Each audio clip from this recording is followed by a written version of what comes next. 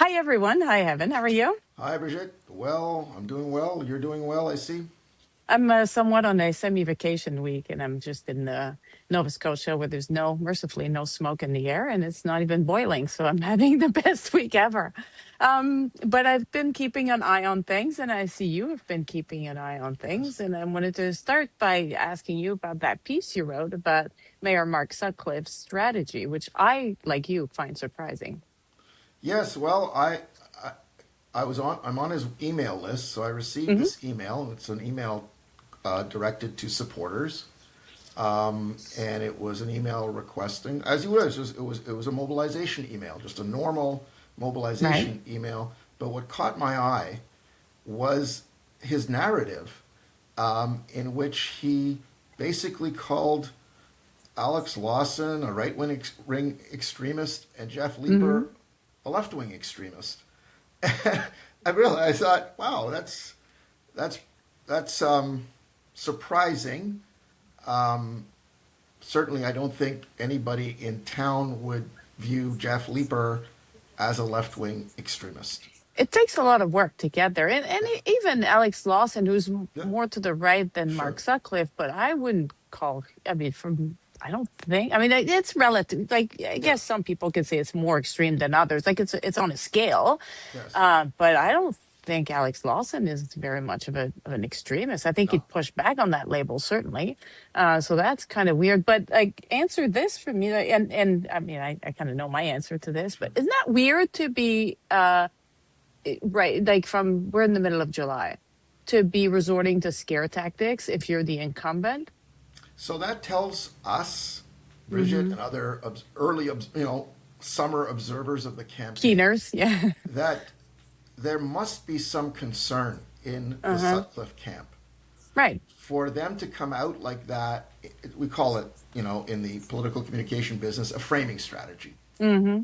And to attempt to frame Jeff Leeper and his campaign and his supporters, by definition, as extreme left wing members of the Ottawa community. And that's, I mean, sure, there might be there are undoubtedly people who would call themselves, maybe socialist, and if that's what Sutcliffe people think is extreme, so be it. But Hmm. I was very surprised that we would be getting that type of email from Mark Sutcliffe in mid-July.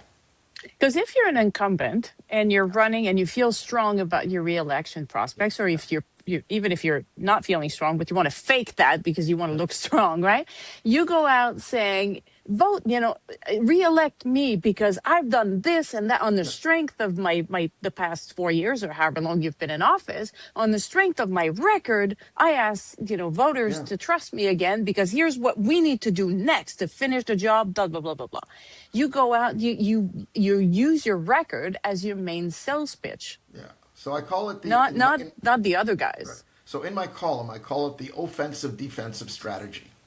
Yeah, it's more And defensive, but you're well, right. it's Yeah, yeah. both. It's Hmm. both at the Hmm. same time, which is interesting. I mean, in one sense, for practitioners out there, they recognize as a kind of elegant way of combining your defensive and offensive strategies in one, Hmm. by framing your opponent, your main opponent, as extreme. But it also raises questions about the confidence of the the Sutcliffe campaign, because it tells me that they're not comfortable running on their record, and that's the big They have a takeaway for me. reason for that And they have a reason because for that. and transit probably is the biggest one, biggest Transit chunk and of that. polling and Ottawa flooding. Bridget, Oh, could that's right. Bridget, could you confirm? I read somewhere that the mayor only showed up in the flooded ward 6 days after the event. I don't know that for I, sure, I but don't know we that could for look it sure. up. So, but it Hmm. wasn't immediately. Right. He wasn't there the day after or on the second day, Hmm. and so there was this delay. And I think Okay. people noticed that. For what it's worth, I mean, I understand it's an election year, and you want to be seen to be on top of things, and it's less of a criticism than it is about, I'll use this tortured word, the optics. Right.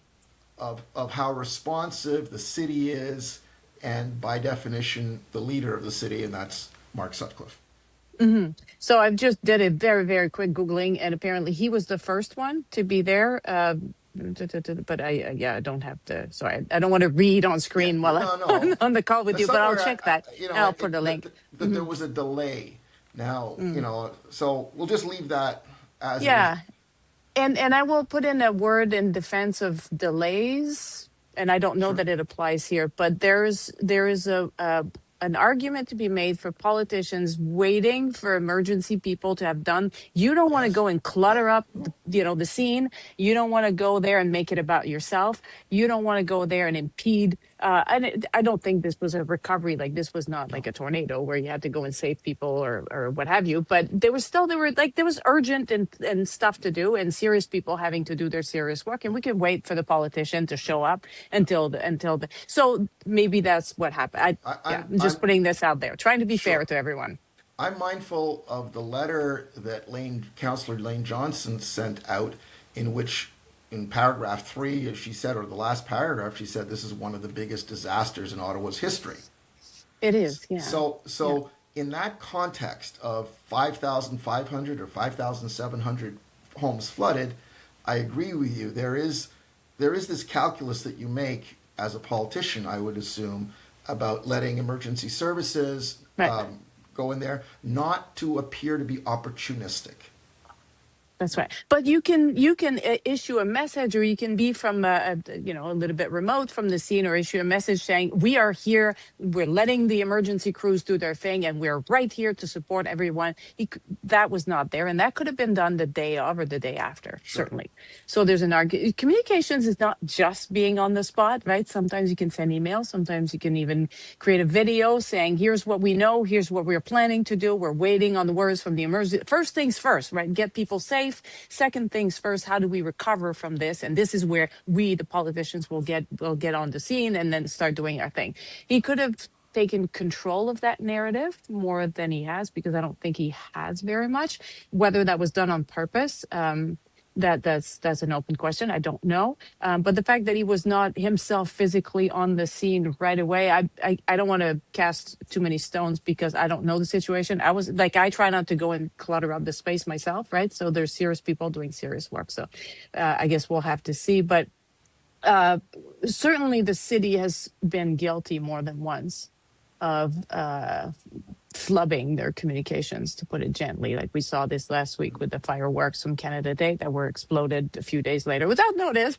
And the reason was because we didn't mention that last week, but the reason, they didn't want people to go and watch them, because the transit system was not prepared to accommodate floods of people. Sorry, floods is a bad word in this context, but like crowds of people going out to watch those impromptu, 4 days later fireworks. And you're like, okay, so that's why you didn't tell people that you were going to explode a whole bunch of stuff at 11 p.m. on a Thursday night, because you were worried that too many people would go and see them and bog down your transit system. This city is just not serious.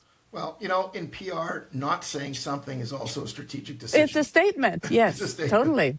Yeah. So I wanted to ask you also, have you been to, because I've been meaning to go to some of, because last week, sorry, long question. Last week we were both at the Jeff Leeper public event campaign, which I'm writing a column about this for the Ottawa Citizen, Right. because I thought this was so refreshing to like talk to people. How about that as a concept?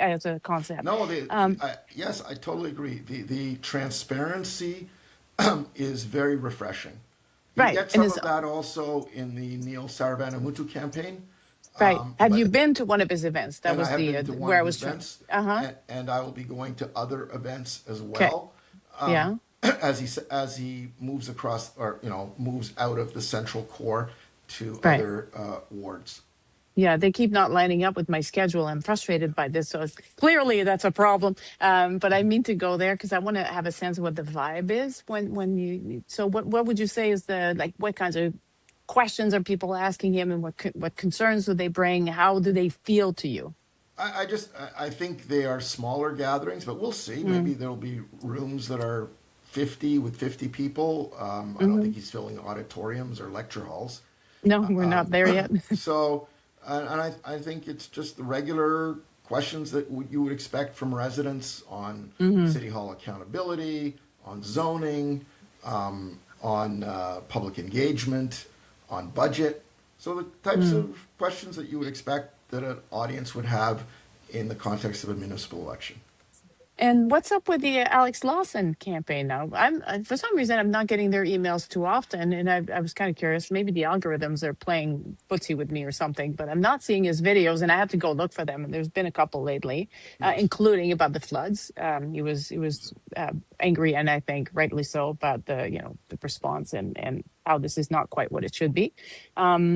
What else is going on? Because I keep looking at the website, and that's another thing. Websites, people, please get on with them and update them. On Alex Lawson's website, the next event is from May of Yeah, 2026, which we've had May 2026. So, It's done. so this is a curiosity, and if the campaign would like to get in touch with either of us on this about why they don't seem to be updating the events section of their campaign site, I think that's a fair question to ask.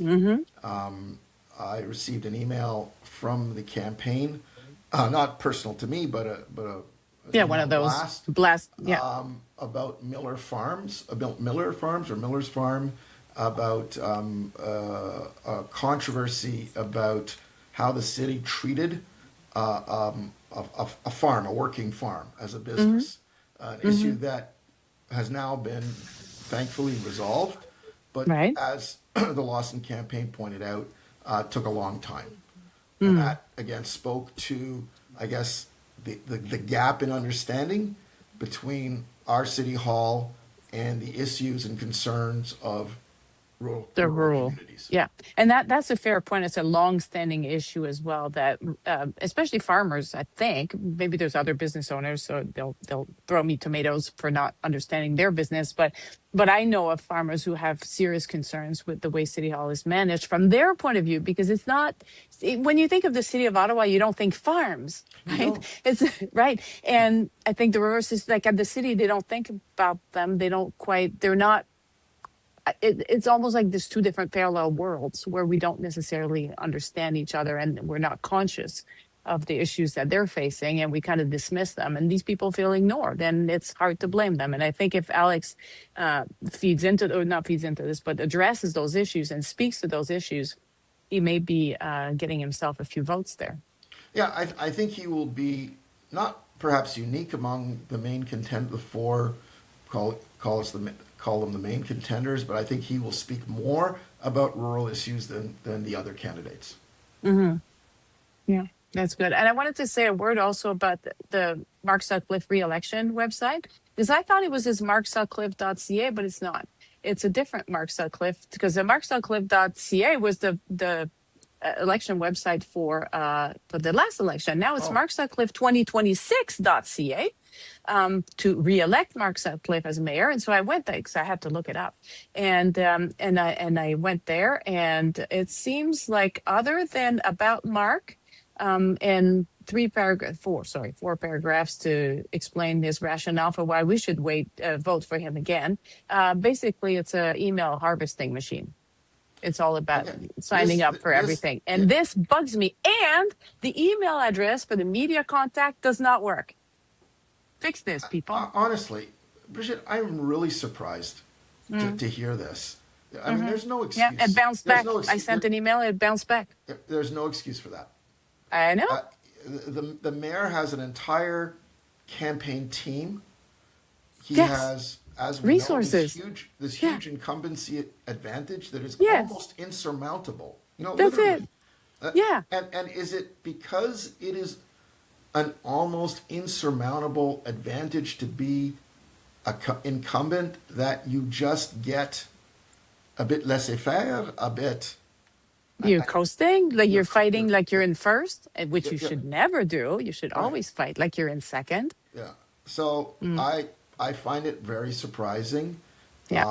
And again, because local Ottawa media don't really pay attention to the campaign, my sense is until after Labor Day, you don't get media coverage about this. You notice Yeah. it, and I would Yeah. notice it, and other close observers would notice it, and we raise it.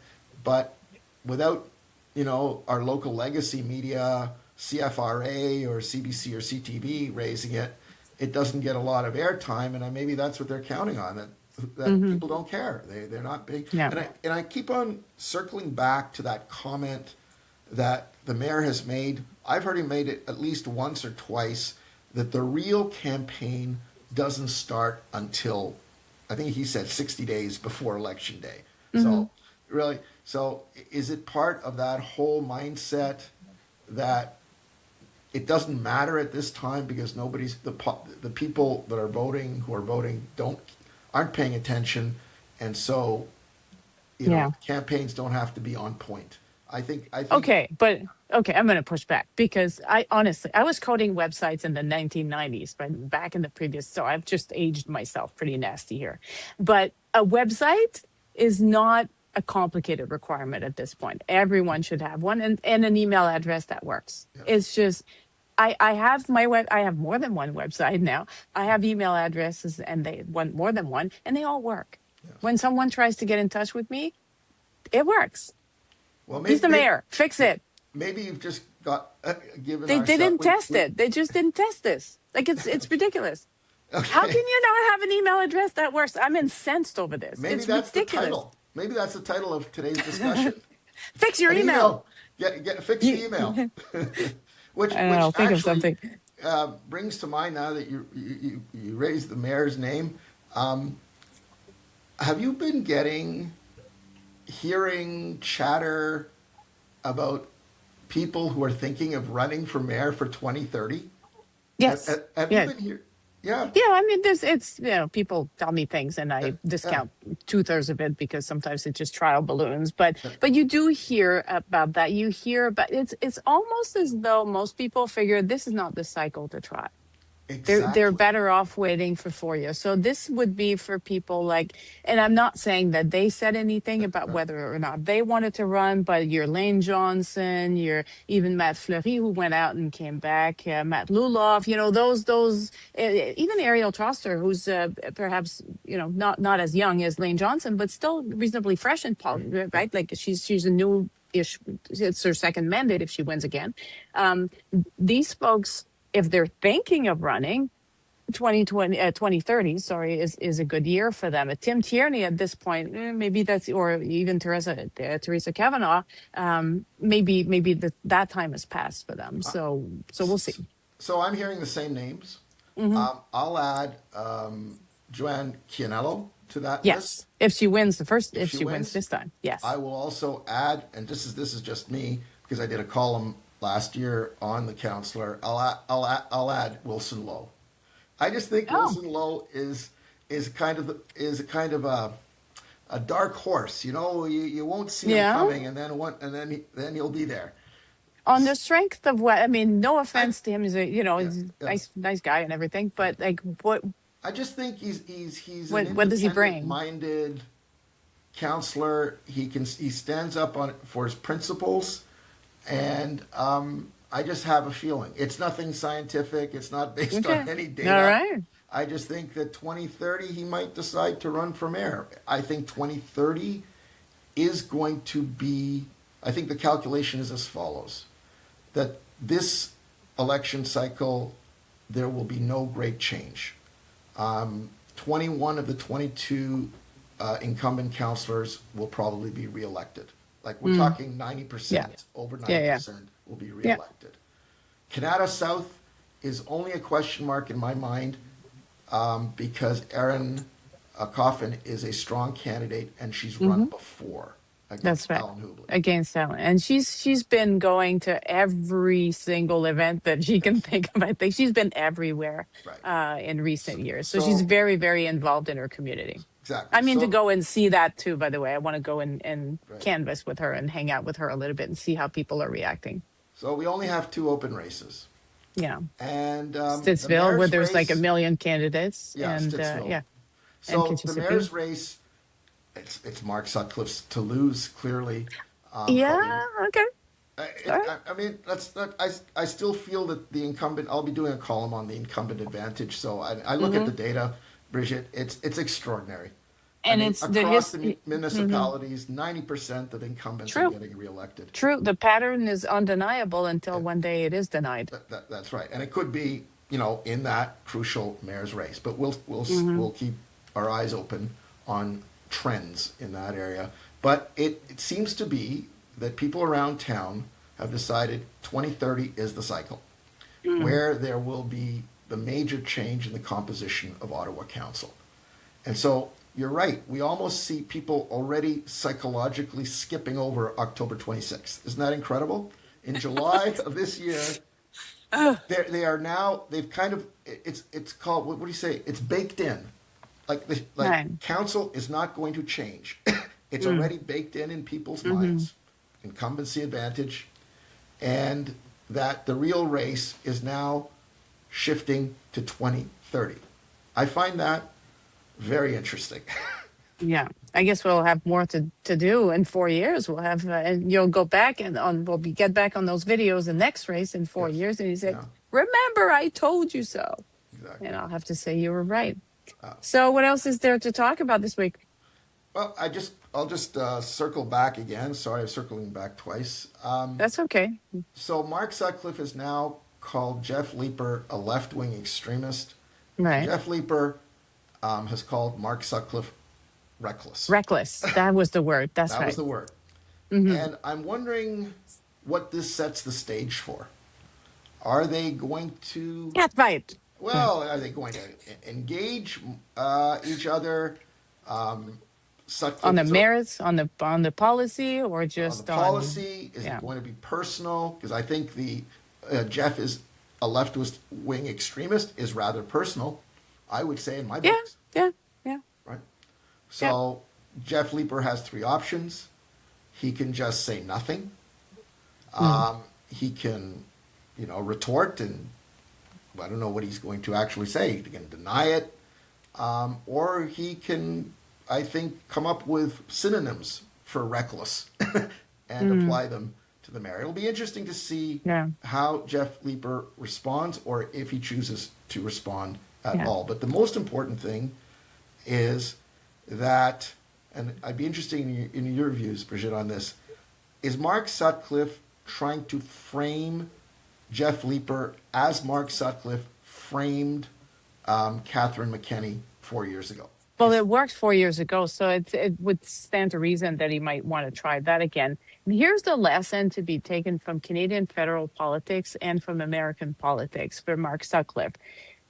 Fear campaigns, I think people are sick and tired of that kind of bullshit. Excuse my word, but that's what it is. If you've watched the Donald Trump address this week about election fraud or whatever, the networks are no longer carrying. It's just way out there. Now, I'm not saying Mark Sutcliffe is Donald Trump. I'm just saying the rhetoric of a politician, and Pierre Poilievre here, same thing, was that this is all a fraud, this is all an illusion, this is like extreme, extreme, extreme, and fear campaigns, and only I can save you from the demons out there. That kind of vibe, when you're trying to scare people into going back to you because you're the only protector in the race, will probably backfire. I think people are sick and tired of this. They want politicians, and maybe I'm projecting because that's what I want.